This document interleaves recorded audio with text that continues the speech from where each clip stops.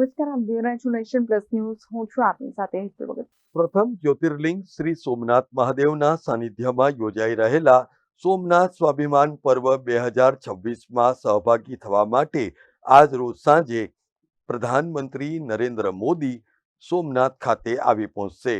ત્યારે તેમના ભવ્ય સ્વાગત માટે આહિર સમાજ દ્વારા ઐતિહાસિક મહારાજથી પણ વિશેષ પ્રસ્તુતિ કરવામાં આવશે.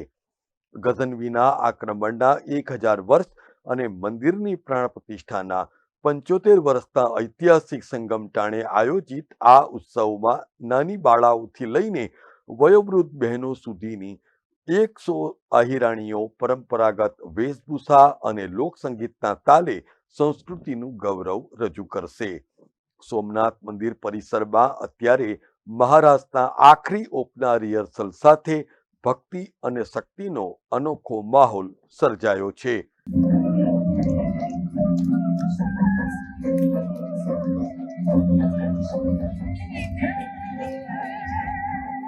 હાલો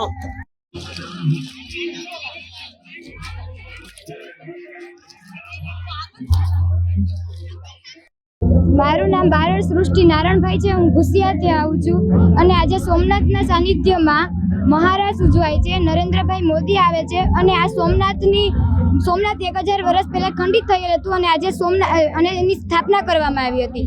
અને પછી આજે નરેન્દ્રભાઈ મોદી આવી રહ્યા છે અને નરેન્દ્રભાઈ મોદી એટલે એના માટે એટલો ઉત્સવ થઈ રહ્યો છે અમને સોમનાથમાં કે અમે અહીંયા મહારાણી રાજ કરી રહ્યા છે. કાલે 1000 આઈરાણીઓ સોમનાથના સાનિધ્યમાં મહારાજ કરી રહ્યા છે. તો તમે લોકો લાઈવ અમારા લોકોને જોઈ શકો એ માટે ખૂબ ખૂબ અભિનંદન અને આભાર.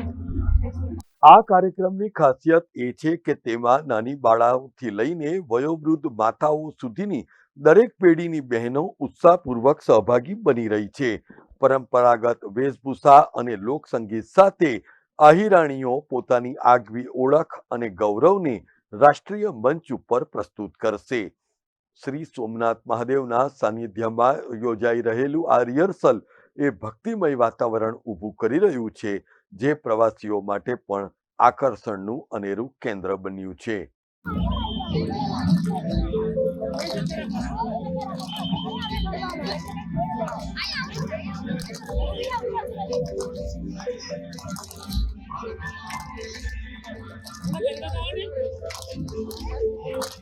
સૌ ધર્મપ્રેમી જનતાને મારા જય સોમનાથના સાનિધ્યમાંથી. અને મોદી સાહેબનું આગમન આજે સાંજે થઈ જવાનું છે અહીંયા અને એક આખું ધાર્મિક ઉત્સવ ઉજવવા આપણે જઈ રહ્યા છે. 1000 વર્ષની ઇતિહાસની ગાથા આપણે ગાવા જઈ રહ્યા છે. આવનારી પેઢીને એક સંદેશો આપવા માટે, આવનારી પેઢી આપણા ઇતિહાસને યાદ રાખે એના માટે એક મોદી સાહેબનું જે વિઝન છે અને મારો દેશ 2047માં મહાસત્તાના સ્વરૂપમાં વિકસિત ભારત તરીકે એનું સપનું સાકાર કરવા માટે આપણે સૌ કોઈ એમાં સહભાગી બનવું જોઈએ. અને એ માટે ભોળિયાનાથના આશીર્વાદ લેવા માટે જ્યારે મોદી સાહેબ આજે પધારી રહ્યા હોય ત્યારે અમે આહિરો પણ, અમારી આહિરવાની અમારી બહેનો, અમારી માતાઓ, દીકરીઓ પણ એમાં પાછળ ના રહીએ અને અમારા ઓરિજિનલ પહેરવેશમાં દાગીનાઓ સાથે આજે આ તો ખાલી 100 દીકરીઓ આવી છે.